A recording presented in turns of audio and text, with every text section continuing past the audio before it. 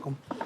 Mr. Newton, you retained the services of Mr. Estrada to make you a costume. Yes, ma'am. And it was, according to your complaint, you make a living as an influencer? Yes, ma'am. I produce content. Now, Sarah has actually tried to explain that to me, what that is. And I think the kindergarten version of what she told me was, you are on the internet and your idea is to get as many people to follow the things that you do in your life as possible. And you post on the internet your pictures doing whatever you're doing. And then when you have enough people, advertisers, people who make products, pay you to tout their products one way or another, and that's how you make a living. Yes, ma'am. Thank you. No problem. Anytime. Okay. So you don't produce anything, you just being you. Well, no, but I do own 3 companies, and one of them is a social media advertising company. So it's important to meet and mingle with as many people as possible. I get that, but it's all to support your primary function. Yes, ma'am. As we had a case years and years ago. It was one of my favorites. It was a guy who was being supported by a woman. And quite frankly, I couldn't see what this perfectly delightful, productive woman, what she saw in this guy. But I said, she gives you this, she pays your rent, she pays for your food. What does she get in return? And I'll never forget his answer. He said, she gets a me.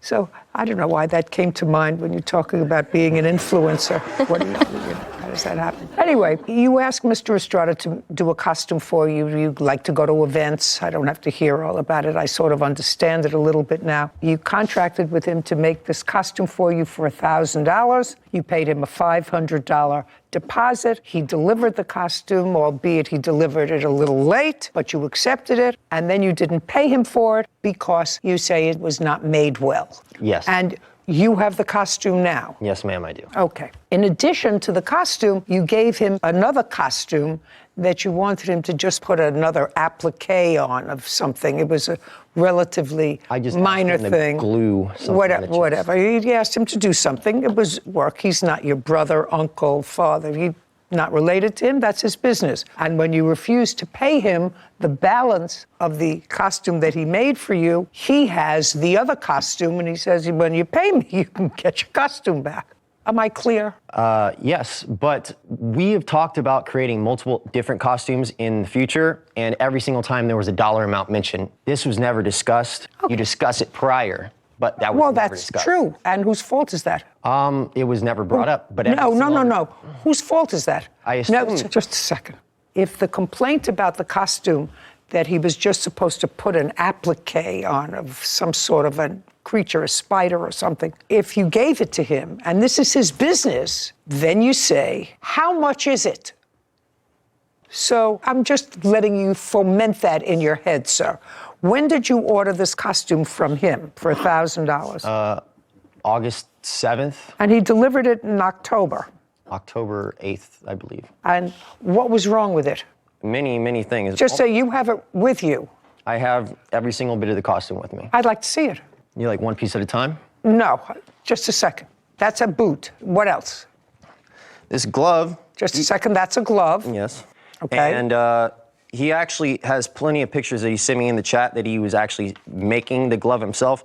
This comes from a costume store from the main movie that this comes from. Okay, and it came out in 2005. He sold me a glove that was almost 20 years old, and he said he was making me one. Okay, keep going. And this belt right here, I only tried it on once to see how everything fit, and by the time I tried to take the belt off and on, it broke between 20 minutes of use in the house, just testing it out in the mirror. I just want to see that. I see boots, I see a glove. Right there. Looks perfectly normal to me.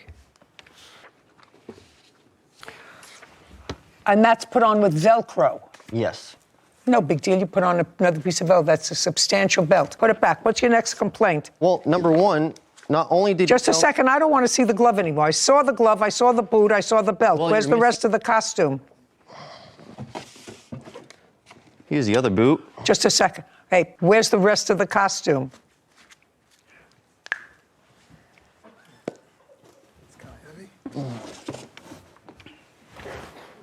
We don't have a mannequin or something we could put What? this on? We don't have a mannequin or something we could put this on? We could put it on him. Put it on him. Ask him to put it on. I want to see what's wrong with it. It's a costume. Listen to me. I'm not hearing you I anymore. don't think you're being very fair. It's not a popularity contest, sir. You bought something. I bought many also things. principle involved, This is not. which is this why is I not. decided to This take is this not. report. This is not. Principle. You're out. Goodbye. And later today, Would you do me a favor? Just put the belt on. I know that you can't use the Velcro because a piece of the Velcro came off. Put the belt around. I just want to see how the belt's supposed to go. For the record, it doesn't go like Just this. a second. I didn't ask you anything. I just said put it on. No, you have. It's actually really difficult with this robe on. Now turn around. Oh, okay. Very good. Now you can take all the show and tell away, and you can take it off. Your Honor, if I could say something. You don't have to say anything. I've seen the costume for which he wanted to charge you $1,000. Well, there's still more. Yeah, but you don't want to put that on now, because No, you it's don't not, have to it's put not that on something again. you have to put on. We're looking at the showmanship. This should be one continuous piece. Mr. Newton, get a life. Get a life. Get rid of that stuff. Put it over there on that chair. This is not a $25,000 costume. It's a $1,000 costume. If you go into a store to buy any costume, without boots, without leather glove, it's a couple of $100, not made. And if you don't like the way it was made, don't use the services again. According to what I read, you have lots of costumes. I have two.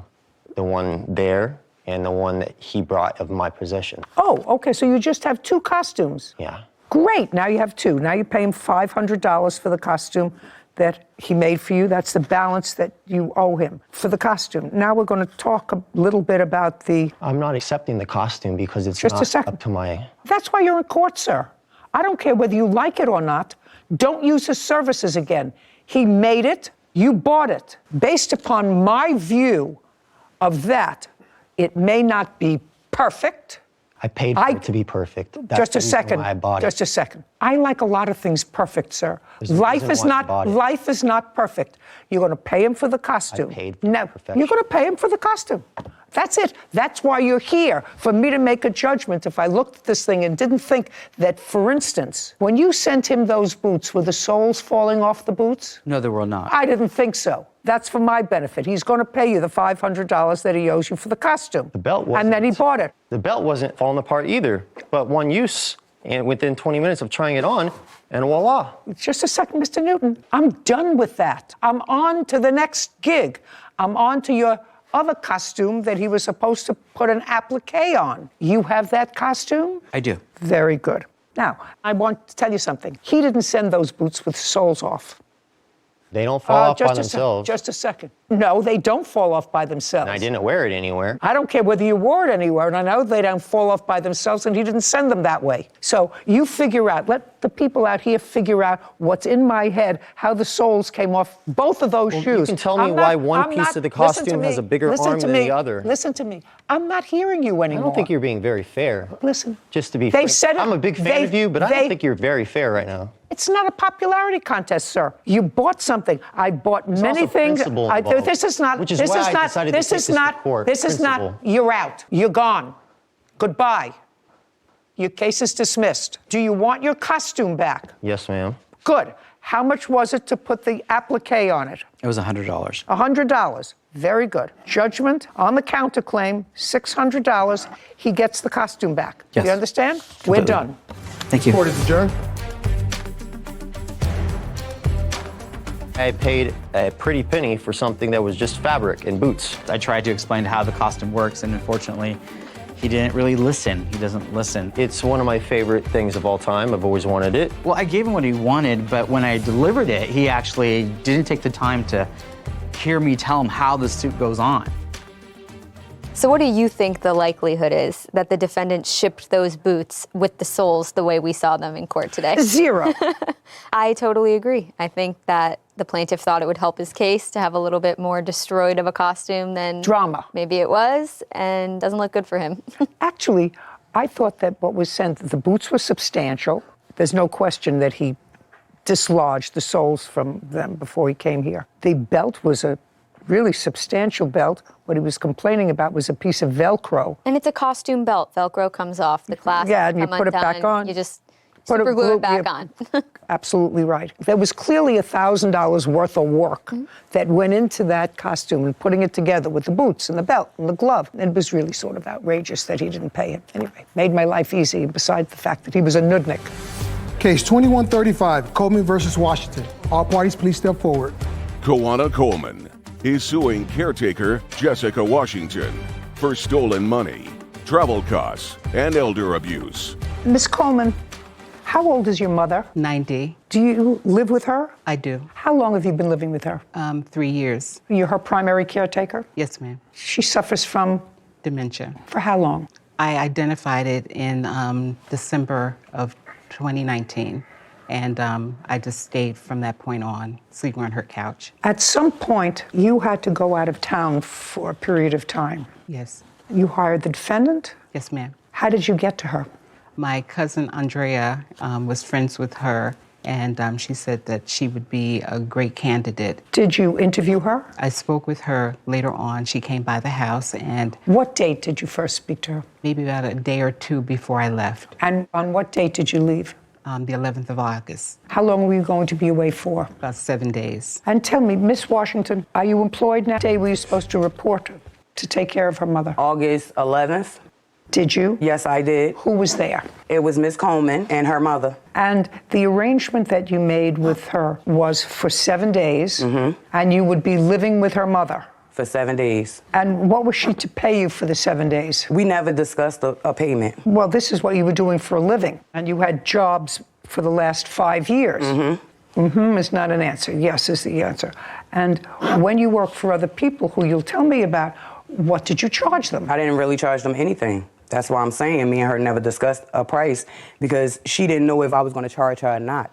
Because I could have watched her mother for nothing, just because. That's family. Okay, well, this is what the case is about. You watched her mother for 1 day, and then you left. And according to her, her mother fell. When you left, after the 1 day, she had left $400, and you took the $400. That's what she says when you left. Your answer is that you earned that $400 in the 1 day. That's why you took it. You have a counterclaim because she has said to someone that what you did amounted to elder abuse. Now, you started on the 11th. Tell me when you left. The date that I left was August 12th at 4:30 in the morning because I was put out. Who put you out? Her cousin Andrea, which is my godmother, because I called her to help me pick her mother up off the floor, which her cousin told me to leave. No. You can't tell me what anybody else told you. Prior to 4:30 on the 12th, did Miss Coleman's mother suffer a fall? Yes, she did. Okay. And where did she fall? She fell on the floor. She was sitting at the table where I was sitting at as well, too. I got up to use the bathroom. At 4:30 in the morning?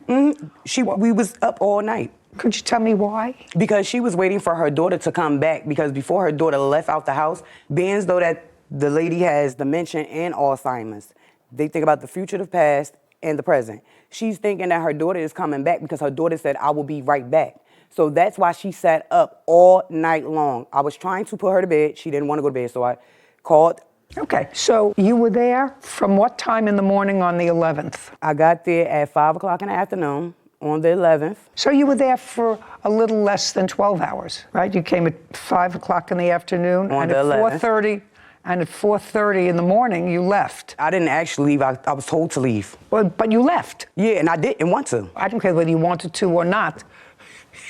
It's not particularly relevant, whether you wanted to or not. I understand what happened. You left, and when you left, you took the $400 that you found. Because the mother told me to. You mean the mother with dementia and Alzheimer's? Yes, her mother told me to. Just a second. You mean the mother with dementia and Alzheimer's who you stayed up with 4:30 in the morning told you to take the $400? Okay.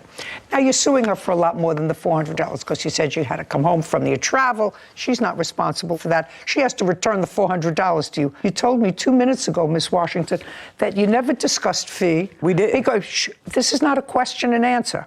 You didn't even know whether you were going to charge her anything because as far as you were concerned, it's family. Is not an answer. And you listened to the woman that you had been hired to care for because she has dementia and Alzheimer's and had fallen, and she said to you, take this $400, it's yours. What if she told you to take a piece of her jewelry? Would you have taken that? No. Yeah. You would have taken it because No, she I gave wouldn't it to you. Because I'm not no thief. I wouldn't. No, that's not what I'm telling you. You say that you took this $400 because this woman who can't make a judgment told you to take it. What if she said to you, I want you to have my pearls? Why not? I'm not taking no jury because I have my own. I don't need her jury. Okay, that's ridiculous. why. Judgment for the plaintiff in the amount of $400. I'll take a look at the instance that you have on your counterclaim there's more for to the- slander when she says that you are guilty of elder abuse. What do you have to show me? It's in a court order. What do you mean it was in a court order? It is. She went and filed elders abuse on me plus the traveling expenses too. I have that court order. Just a second. Is that what you're telling me? In her case against you for the $400 and for any other travel expenses, which I'm dismissing, that part of her claim, she said you were guilty of elder abuse. That's protected. Okay, your counterclaim's dismissed. We're done. Court is adjourned. I think the judge did a great job. I assume that she would be able to deal with my mother. It's difficult being a caregiver, and we as people need to do much more to protect our elderly. We've seen a couple of these cases, and it's so unfortunate to see the elderly, and whether they're ill or sick or mentally not capable of caring for themselves anymore, zero training that some of these people have to really care for them. And it's scary. We've seen it too many times. And $400 on the counter to someone to just take it for 12 hours worth of work. You know, it's always struck me as a shame that society has and the government has created situations where you need licenses to do certain things. You need a license to tweeze someone's eyebrows. You have to be a cosmetologist. You have to have a license. You have to go to school. You have to pass an exam. You need a license to have a dog. But the most vulnerable people in the population, those people who, as she said, she didn't know whether her daughter was coming back or not coming back. She said she'd be right back, so she was waiting up for her. That vulnerable person, when it worked to the defendant's advantage, said, well, she was perfectly capable. You were having a party for one of your kids. Yes. You were jumping with full force on that sprinkler head. You say she didn't properly supervise your daughter. Yes, ma'am. She doesn't require her supervision. The landlord is holding her responsible.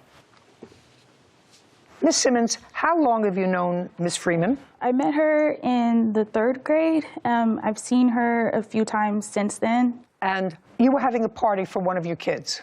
Yes, my oldest son. How old is he? 12. And it was a house party. And was she invited? She was invited. I invited everybody from my Facebook, my family, and my friends. How many people did you have? There was about 10 kids that came. And one of those children was the defendant's daughter, who was 14? At the time, yes. Is that you? Yes. Could you stand up next to your mother? Tell me your first name. Miari. And did you come with one child or more, Miss Freeman? 2. Your daughter and who else? My 11-year-old son. And at some point in the party, the kids went outside. Yeah, so it was inside of a party room, and they were on the 2nd floor, and they were able to go play at the equipment that's on the 2nd floor. Do you have photographs of the equipment? I do on my phone, but I have a picture of where her daughter was playing at. Let me see what you have.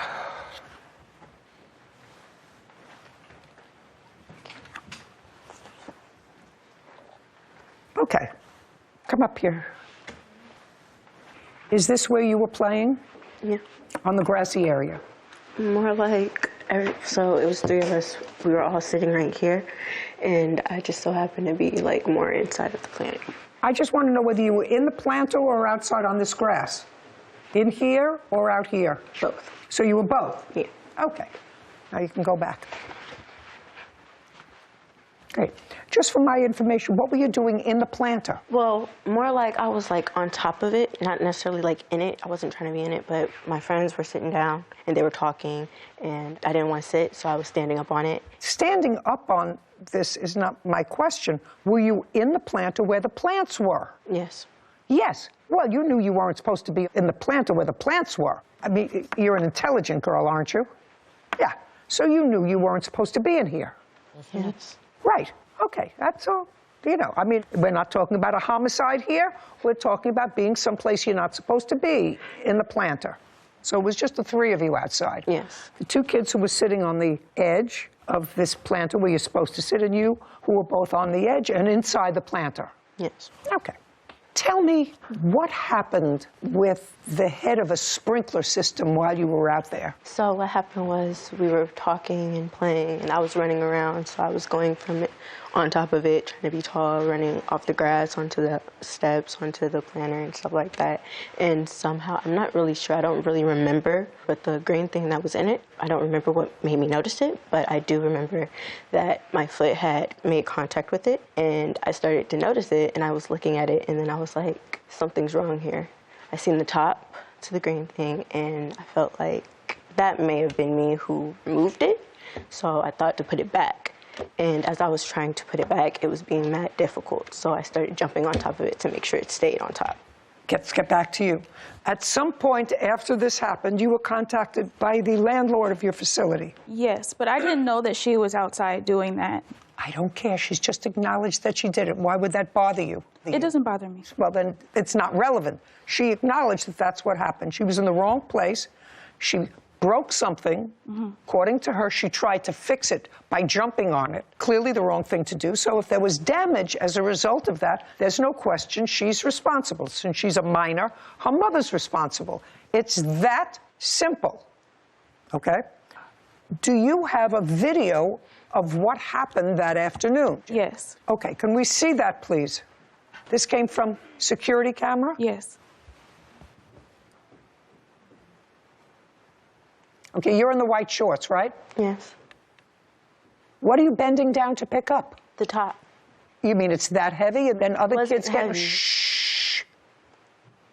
Okay, I got it. Well, you understand, Miss Freeman, if Miss Simmons can establish that something that your daughter did, which she did on purpose, knowing she wasn't supposed to be there, you're responsible for whatever damage she did as a result of, that's probably a sprinkler head.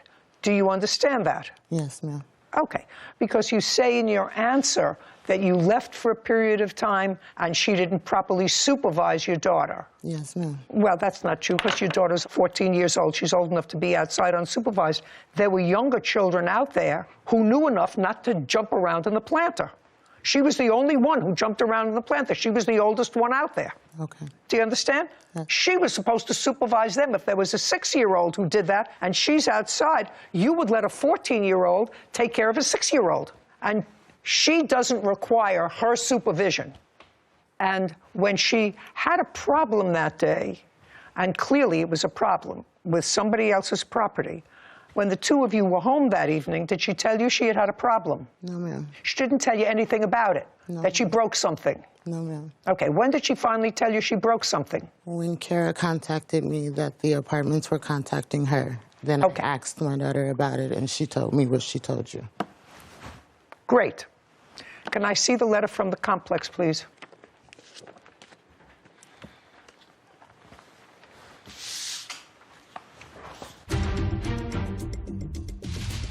Do you know how many children she has? She has 3 children. So she's dispossessed from her apartment. That's 4 people who are homeless. She's going to lose this housing unless she pays the damage that your daughter caused. That doesn't seem reasonable for her to lose her housing, does it? And later today, There's no question in my mind that you left this mess because she was $7, to be exact, as a result, because this was a water pipe and it was broken. Okay, and it tells her that unless they get this $9,927, she's going to lose her housing, right? Yes. Your fault. What can I tell you? don't let your mother ask. I'm asking you, what's the issue? You caused the damage, whether you accidentally hit that pipe initially. You knew you shouldn't have been there. And it's clear that whatever you were doing, you were jumping with full force with both feet on that pipe. That's clear. You tried to pick it up. You leaned over at least twice to try to pick it up and then put it down and then stomped on it. Clearly, you weren't supposed to be there. The landlord is holding her responsible because under the terms of her lease, she's responsible for any damage caused by not only a member of her household, but an invited guest. Do you understand? Yes. Okay. So sometimes if you're acting stupid, nothing happens. Sometimes if you're acting stupid, a lot of things happen. Do you know how many children she has? She has 3 children. They all live at home? They all were there, yes. Yeah. So if she's dispossessed from her apartment, that's 4 people who are homeless. She's going to lose this housing unless she pays the damage that your daughter caused. That doesn't seem reasonable for her to lose her housing, does it? No. Judgment for the plaintiff in the amount of $10,000. We're finished. Thank you very much. This court is adjourned. The truth is that you don't host the party and you don't watch the children that are on your property. They're teenagers. They're old enough to be outside alone. All of those children were in the planter at some point, but it's fine. There were no other children in the planter. I would think that there should have been something for like flood, fire, or earthquake damage in place, so I don't know. But she should take responsibility for her daughter. That's not my responsibility. Relatively simple. You know, I think that there is an age, Sarah, where even under these circumstances, a child can be out unsupervised. Certainly, the defendant's defense in her answer said that her daughter was out unsupervised because she left the party for something for a short period of time. Well, there's no issue that a 14-year-old doesn't need to be constantly supervised. You usually use a 14-year-old to supervise other young children. I do think it was an accident. I think that she knew she probably wasn't supposed to be in the planter, but once we saw the video, it was playful. They were playing a ball from up high, down low. I understood the situation after we saw it. You also understood that the stomping full force as a 14-year-old could do some real damage, especially inside a planter that's supposed to be a delicate, untouched area. So I understood. I think the defendants were in a tough position. They knew it was their fault. I appreciated that they took responsibility. Well, sort of. The daughter did. The daughter did. I'm not so sure about the mother. I think the mother saw the big price tag attached to the responsibility and maybe tried to backtrack a little.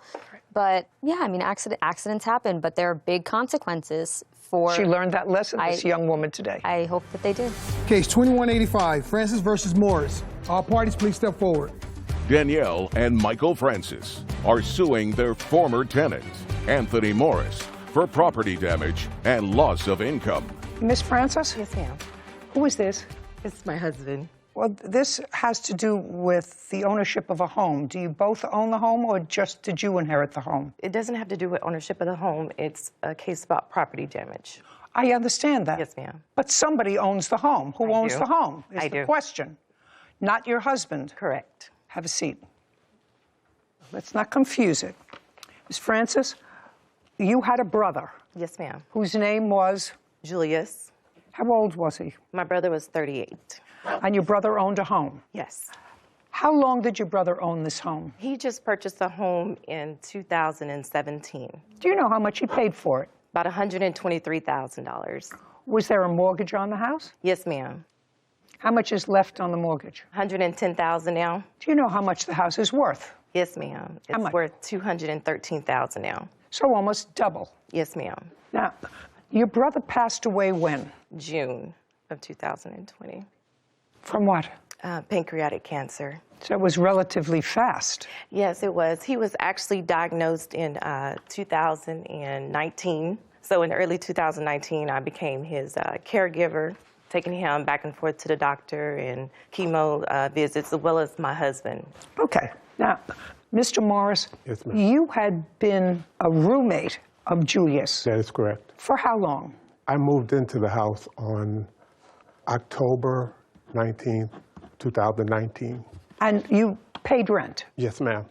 Now, when Julius got sick, according to what I read, you never moved into the house with Julius. You just took him to where he needed to be. Is that correct?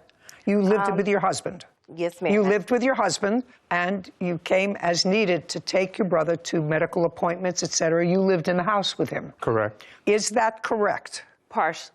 What's not partially? At the end of my brother's illness, I moved in with him because How much before? I would say March of 2020. So for a couple of months, towards the end, you moved in, but during the course of the year, you lived with your husband and you lived in the house with Yes, Julius. ma'am. And when you were living in the house with Julius, did you give any assistance to him in any way? Yes, ma'am. I took him to the hospital several times. I cooked for him, and I pretty much did the chores and ran the errands for him. Did you know him before you moved into the house? I did not. After Julius passed away, you inherited the house. Yes, ma'am. Did he have a will? Yes, ma'am. And the will specifically gave you the house? Yes, ma'am. And you and the defendant determined that he would remain a tenant in June of 2020. Is that correct? That's correct. Yes, ma'am. There came a time when you moved out, Mr. Morris. Yes, that's correct. And what month and year did you move out? June 1st, I believe, 2022. Correct. And what was the reason that you moved out? I moved out because the rent had went up for a second time. What was it when you were living with Julius? $650. And then when Miss Francis inherited the house, did she modify the rent? She did. In what month? I'm not specifically, I can't answer that question. What did she raise the rent to? Approximately $1,200. Was that the first increase? That was correct. How long did that increase stay in place? That had to be for a year. That was the term of that lease. And what happened after the year? She raised the rent again. To what? Well, that's when I didn't accept that lease. What did she ask? $1,575. She wanted $1,575. Yes, ma'am. And you determined that that was too much rent for you? I did. So you gave notice you were leaving? I did. She's going to show me what she considers $5,000 worth of. And when was the lease up? June 1st, it would expire. Now, after your brother passed away and you inherited the house, did you maintain the same rent that he was paying to your brother? No, ma'am. Okay, so when did you raise his rent and to what amount? I raised the rent in November Okay. of 2021. To what? To $14.95. That was the first time you raised his rent? Yes, ma'am. Okay. And you knew what his rent was when he was living with your brother? Correct. And how much was his rent when he was living with your brother? It was $625. So, in effect, you increased his rent a little over 200%. Yes, ma'am, Your Honor. Can I explain the reason to that? No, it's irrelevant what the reason was. Okay. He was paying rent of $625. You raised it to $1,500. Now, at the end of that term, were you going to raise his rent again? Yes, Yes. ma'am. To what? It was going to be an $80 increase to $1,575. Now, during that 2-month period that you lived in the house, you had no issue with regard to the way Mr. Morris maintained the house while you were living there with your brother. And that fact is buttressed by the fact that you maintained him as a tenant, right? Correct. Okay, so you saw the way he maintained the house, and having seen that, you continued him as a tenant. Correct. And you raised his rent substantially, and he paid that rent. Correct. And he paid that rent sufficiently so that you were prepared to re-rent him the house, but you just wanted a little more money. Correct. Correct. Now he moves out on June 1st of this year. And now you say that he caused almost $5,000 worth of damage. And because he had damage, you lost income because you couldn't re-rent the house. Correct. You moved out in June of 2020. Yes, ma'am. You have a new tenant in the house. Yes, ma'am, I do now. And how much rent is she paying? She is paying $2,200 a month. And when did her lease start? Her lease started in September. So your premises was not rented for 2 months. Correct. And when it was rented from the 2-year period of time between your brother's death and your re-renting the house, the rent went from $625 to $2,200. Yes, ma'am. Doesn't sound like you're losing any money. Well, there's Just a second. Okay. Doesn't sound like you're losing any money. So I'm not interested in the loss of income that you had. You had no loss of income. Anybody who lives in a house can't rent from June 1st. House has to be painted, normal wear and tear. You may have to redo carpeting. That's the normal wear and tear. Had to be done because that's what you do when you want to get $2,200 rent from somebody for a house. You have to paint it up, you have to freshen it up, you have to do all of those things. So what I want to see from you are photographs of what, other than cleaning out the house, which Mr. Morris acknowledges for whatever reason there was stuff left in the house. Correct, sir? Yes, ma'am. That belonged to you. Yes, ma'am. And that you didn't clean out. I did not. Now, you left on June 1st, and I'm telling her that she's going to show me what she considers $5,000 worth of damage to the house. I want to see it. Yes, ma'am. You agree that you left some stuff in the house. She probably has a bill for cleaning out some of that stuff. That she's entitled to. Now I want you to show me what damage you are ascribing to him from the house. Okay, I have the pictures here, Your Honor. Okie dokie. Also, can I present in evidence what the room that the defendant rented out, what it looked like prior to the damages?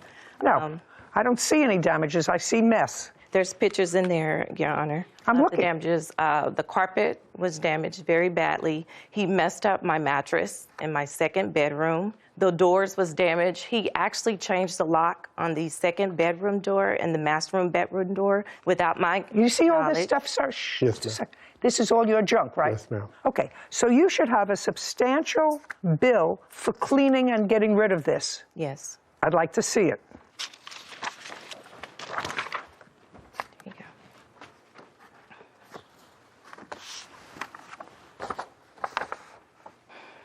So you paid $760 to clean out the house. Yes, ma'am. Make it move in clean. Yes, ma'am. That's what you're entitled to, Miss Francis. $760. You can't leave a place like that. Also, Your Honor, I had other damages as well. My microwave was broken. I don't know who broke that, and you don't know. I know it was working when he was there. May have been working, may have been not working. Everything was in top-notch condition, from appliances to flooring, when Mr. Morris was at the house. So he broke my microwave. Fix it. I have fixed it, and I'm asking for the cost of a replacement for a new one. No, wait. Why not? Because I'm not convinced, madam, that somebody who, according to you, helped you with your brother, was there and supportive for the last year of his life. He certainly left a mess, which you're not supposed to do, sir. I understand. You're not supposed to leave a mess. And this is clearly a mess. And there's no question in my mind that you left this mess because she was quadrupling your rent. But to her, this is a business. And she's not living there with her husband. This has now become a business investment. Yeah. Her investment increased in value. It was really Julius's investment, but it increased in real estate value. And instead of seeing $600 a month, which probably doesn't cover the taxes and mortgage, she now has a profit because she's now getting $2,200 a month from somebody, and that covers, of course, her mortgage and whatever taxes they are. You were annoyed? You're still not allowed to leave a place like this. $760, judgment for the plaintiff. We're done. Court is adjourned.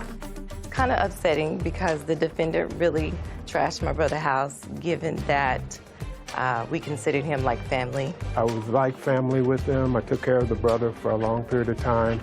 I wouldn't have left the house like that. And for him to turn around and do this and cause all those damages and then get off scot-free, it's heartbreaking. Number one, there were no damages. You know what? Nothing good ever comes to someone who does people like this. Money does change people, and so you have to be careful. Be careful who you rent to.